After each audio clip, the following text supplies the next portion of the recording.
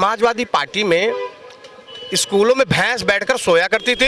उन्होंने क्या किया है, विद्यालय में पढ़ाने तो जाते नहीं कभी, और शिक्षा के नाम पे बदनाम करते हैं भारतीय जनता पार्टी को। तो भारतीय जनता पार्टी ने जो निर्णय लिया है बहुत अच्छा लिया, क्योंकि मैं एक आम व्यक्ति हूँ, आम जनमानस हूँ, और बहुत अच्छा कार्य करने जा रही है। विलय कर देने से क्या है, तो सरकार को लगा कि मर्जन के सिवा इसके पास कोई। पहले तो उत्तर प्रदेश सरकार और भारत सरकार सारे जो है दारू के ठेके बंद करें। उत्तर प्रदेश की सरकार ने 16 जून को एक बहुत बड़ा फैसला लिया कि 5000 स्कूलों का विलय होगा, और ऐसा कहा जा रहा है कि इससे 27000 स्कूल प्रभावित होंगे। लेकिन सरकार की अपनी अलग दलीलें हैं, और जो विपक्षी पार्टी हैं इसका लगातार विरोध कर रही हैं। कहीं ना कहीं शिक्षा मित्र हो गए उत्तर प्रदेश में, या फिर शिक्षक हो गए, उसको भी इसका विरोध कर रहे हैं। उनका भी यही कहना है कि जो हमारी नौकरी है खतरे में आ जाएगी, जो बच्चे हैं जो दूर दराज के गाँवों से आते हैं उनका आना छूट जाएगा। तो ऐसे में हम यहाँ पर मौजूद है हजरतगंज में, और हम बात करेंगे जनता से कि उनकी क्या राय है, वो क्या सोचते हैं कि सरकार जो कर रही है, जो विलय का फैसला उन्होंने लिया है, वो सही है या गलत है। तो चलिए पहले उनसे कुछ पूछ लेते हैं। स्कूलों को जो विलय करने जा रही है प्रदेश सरकार, इस पर आप क्या कहना चाहेंगे? देखिए क्या है, 2012 से लेकर 2017 के बीच में कांग्रेस, सपा और कांग्रेस की सरकार थी। अब क्या हुआ है, कुछ उन्हीं के गुर्गे के लोग, समाजवादी पार्टी के लोग, उन्होंने क्या किया है, विद्यालय में पढ़ाने तो जाते नहीं कभी, और शिक्षा के नाम पे बदनाम करते हैं भारतीय जनता पार्टी को। तो भारतीय जनता पार्टी ने जो निर्णय लिया है बहुत अच्छा लिया, क्योंकि मैं एक आम व्यक्ति हूँ, आम जनमानस हूँ, और बहुत अच्छा कार्य करने जा रही है। विलय कर देने से क्या है कि शिक्षा की उच्च व्यवस्था टाइट हो जाएगी, और जो ये सब समाजवादी पार्टी के विचारधारा के गुंडे हैं, माफिया हैं, सोच वाले हैं, ये दमदारी से फिर इनकी ड्यूटी लगाई जाएगी, तब देखते हैं तभी कैसे बढ़िया नहीं पढ़ाई होती है। क्योंकि देखिए पढ़ाई का विषय जो है बहुत महत्वपूर्ण होता है। शिक्षा हमारी रीढ़ है, शिक्षा के द्वारा हम यहाँ से लेके विश्व में डंका बजा रहे हैं। और रही बात समाजवादी पार्टी में स्कूलों में भैंस बैठकर सोया करती थी, अब विद्यालय में जो प्रिंसिपल हुआ करते तो पैर फैला के टेबल पर सोते थे। तो भैंस और ये इनका जो चरित्र रहा 2012 से लेकर 17 तक बहुत ही निंदनीय रहा, और सरकार ने जो निर्णय लिया बहुत अच्छा निर्णय लिया है। हम सरकार के साथ हैं, हम एक जनमानस होने के, आम व्यक्ति होने के नाते भारतीय जनता पार्टी के परिवार के साथ है, उसमें कहीं इबट नहीं है। सरकार का निर्णय तौर पर ही है। लेकिन समाजवादी पार्टी का ये कहना है कि नहीं, स्कूल जो शिक्षक है उनकी नौकरी जा सकती है, जो बच्चे हैं दूर दराज से गाँव से कैसे आएंगे पढ़ने के लिए? नहीं, बहुत अच्छी बात कही उन्होंने। कारण क्या है कि हर गाँव में सरकार ने हर घर में अलग जगह रखा है, शिक्षा ही सब कुछ है। तो रही बात, देखिए सर, अन्य पार्टियां सब हैं, जो अच्छा काम करता है उसका विरोध होता है, जो गलत काम करता है उसका भी विरोध होता है।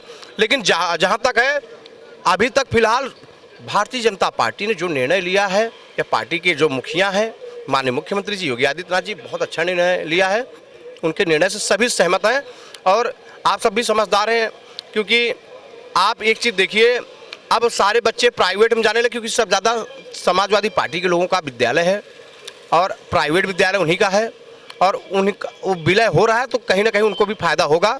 क्योंकि वो विचारधारा उनकी जातिवाद का बहुत अच्छा चलता है, क्योंकि वो जातिवाद के गुरु हैं, और ब्राह्मणों को गाली देते हैं, बाद में उन्हीं के यहाँ जाके नाश्ता करते हैं, चाय पीते हैं, बाद में कहेंगे ब्राह्मण, भारतीय जनता पार्टी मुर्दाबाद, और भारतीय जनता पार्टी ये हो। भैया एक बात बताइए, सरकार ने जो काम आज तक किया है, कहीं भी आज 2012 से लेके 17 तक अखिलेश जी ने कितना शिक्षा माफियाओं को शरण दिया।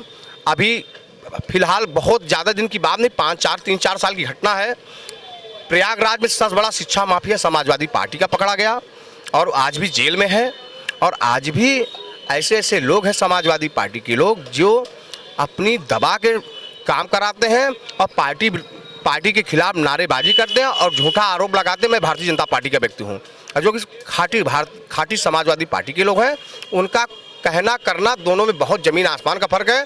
रही बात भारतीय जनता पार्टी के जो लोग हैं, वरिष्ठ नेता हैं, उनका निर्णय, और शिक्षा मंत्री को मैं बधाई धन्यवाद देना चाहता हूँ कि इस विलय के बीच जो संजय सिंह हैं, उन्होंने कहा है कि हम इस बहुत बड़ा विरोध प्रदर्शन करेंगे इस पर, तो इस पर क्या कहना चाहिए? क्योंकि देखिए संजय सिंह जी जो आम आदमी पार्टी के नेता हैं, मैं आपकी बात जानता हूँ, क्योंकि समाजवादी पार्टी हो, आम आदमी पार्टी हो, और कांग्रेस हो, ये तीनों की बातें जहाँ हम करते हैं, ये तीनों एक थाली के चट्टे बट्टे, एक दूसरे के गुरु हैं। और ये कांग्रेस की बहुत बड़ी भूमिका है, क्योंकि कांग्रेस का काम है लड़ाना, और कांग्रेस ने आज तक सिर्फ लड़ाने का ही काम किया है उत्तर प्रदेश में। और रही बात भारतीय जनता पार्टी ने सबका साथ, सबका विकास, सबका विश्वास, सबके साथ रह करके समाज का जनहित कल्याण करने की कोशिश की है। ऐसे लोगों ने पार्टी विरोधी गतिविधियों में शामिल रहे, उनका भी निस्तारण किया गया। सपा से आके भाजपा में ज्वाइनिंग करना चाह रहे थे, लेकिन भारतीय जनता पार्टी ने उनको ज्वाइन नहीं कराया, इसलिए उनकी खलबली बहुत तेजी से मच रही है। और रही बात संजय सिंह अनपढ़ व्यक्ति हैं, उनको शिक्षा के बारे में कुछ पता जता है नहीं। वो तो आम आदमी पार्टी ने बस वहाँ जाके अपना पैर छूना, नमस्ते करने से राज्यसभा सांसद बन गए। उनको बकने दीजिए। अभी जेल भी गए थे, वो देख रहे बड़े वाले घूसखोर आदमी हैं। और आम आदमी पार्टी की तो चरित्र आप जानते हैं, केजरीवाल शीश महल तैयार कर सोते थे और कभी उन्होंने सचिवालय का दर्शन नहीं लिया। और आज अखिलेश और वहीं जो वर्तमान मुख्यमंत्री हैं, फिलहाल वर्तमान में रोज कम से कम 16 घंटा सचिवालय में समय देती हैं। और पूरा कार्य व्यवस्था इतनी अच्छी दिल्ली की हो रही है कि जिससे वो लोग परेशान है, इसलिए यूपी में भाग के आ रहे हैं, क्योंकि उनको दिल्ली में कुछ मिल नहीं रहा है। इसलिए यूपी में आके सोचते हैं कुछ ना कुछ अपना दाल गलाएं, लेकिन ये भारतीय जनता पार्टी की सरकार है। और आपका कहना है ये सब एक राजनीति है, उनकी राजनीति है। और कहीं ना कहीं वो हमारे भारतीय जनता पार्टी परिवार से भी जुड़े हैं, लेकिन दिखावा करने के लिए थोड़ा सा विरोध कर देते हैं। ऐसी बात है, हमारे परिवार के व्यक्ति हैं और धीरे धीरे वो हम लोगों के साथ जुड़ेंगे। और लेकिन हाँ, जब तक घूसखोरी नहीं छोड़ेंगे तब तक पार्टी उनको ज्वाइन नहीं कराएगी। और बार बार प्रयास भी कर रहे थे कि हम भारतीय जनता पार्टी में ज्वाइन हो जाए, लेकिन भारतीय जनता पार्टी ने ऐसे निकम्मे लोगों को दूर कर रखा है जो आम आदमी पार्टी से जुड़कर 10 सालों में दिल्ली का विनाश कर दिया है। ठीक है ना? तो इसलिए भैया हमारा कहना है सबका साथ, सबका विकास। जय भारतीय जनता पार्टी, जय विकास। सवाल बहुत आपका लॉजिकल है कि सरकार 5000 कॉलेजों का जो है मर्जन, स्कूलों का, चाहे स्कूल या कॉलेज में क्या अंतर है साहब, मर्जन करने जा रही है। चूंकि सरकार की जो शिक्षा पॉलिसी है, जो पॉलिसी का रख रखाव है, जो पॉलिसी का संचालन है, जो पॉलिसी में हम उत्तर प्रदेश के शिक्षित बच्चों का भविष्य का निर्माण करते हैं, उसका रख रखाव करते हैं, उसको बेहतरीन करने के लिए अपना कार्य योजना बनाते हैं। लेकिन मुझे लगता है कि ये सरकार रख रखाव में, शिक्षा को मूर्त रूप देने में, हमारे बच्चों का लक्ष्य को निर्धारित करने में, कॉलेजों का देखभाल करने में, इसकी पॉलिसी जब तार हो गई, जब पूरा प्राइवेटीकरण में प्राइवेट कॉलेजों ने उस व्यवस्था का वजूद को केंद्रित कर दिया, तो सरकार को लगा कि मर्जन के सिवा इसके पास कोई चारा नहीं बचा, कोई उपाय नहीं बची। लेकिन सरकार को यहाँ धैर्य का से काम लेना चाहिए, यहाँ पेशेंस बनाकर काम लेना चाहिए।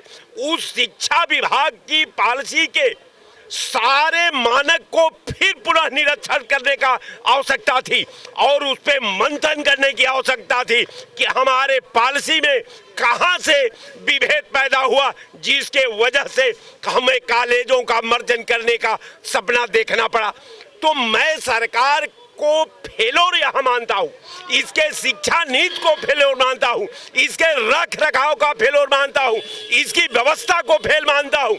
और शिक्षा विभाग के माध्यम से हम अपने बच्चों का भविष्य, सुनहरा भविष्य का जो लक्ष्य निर्धारित करते हैं, उसको फेल मानता हूं। अब सरकार के पास कोई ऐसा मर्जन नहीं बचा है। विपक्षी पार्टी के द्वारा विरोध किया जा रहा है, अखिलेश यादव ने विरोध किया, हर किसी ने विरोध किया, शिक्षकों के द्वारा भी कहीं ना कहीं देखा जा रहा है कि विरोध हो रहा है। उसके बावजूद ऐसा लग रहा है कि ये विलय हो ही जाएगा। क्या कहना चाहेंगे? अब आप समझिए कि सरकार एक नौकरी नहीं दे पाती। अगर एवरेज आप जोड़ लीजिए कि अगर एक कॉलेज के अंतर्गत 3 अगर टीचर होंगे तो 15,000 लोग जो है बेरोजगार हो जाएंगे। ये 15,000 परिवार जो है भूखमरी के कगार पर आ जाएगा।